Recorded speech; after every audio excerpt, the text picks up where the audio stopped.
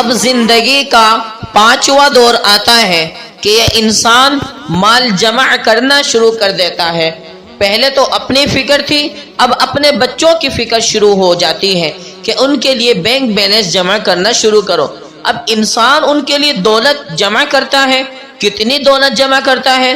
حب الشہوات من النساء والبنین والقناطیر المقنطرہ من الذہب والفضہ. اللہ تعالیٰ فرماتا ہے انسان سونے چاندی کا ڈھیر جمع کرتا ہے.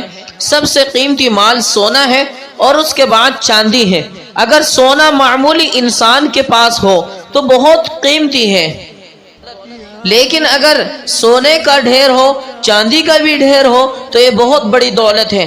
تو قرآن کہتا ہے کہ پانچواں دور جب آتا ہے تو انسان معمولی دنیا پہ قناعت نہیں کرتا کہ تھوڑا سا مل جائے بس اسی میں گزر بسر کروں.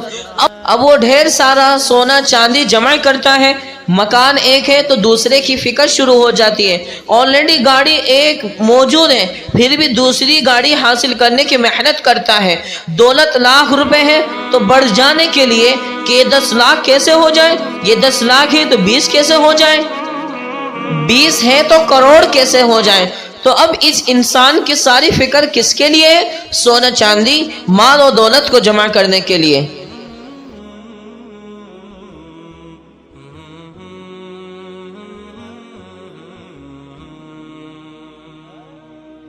يا عمري اللي راح تحلى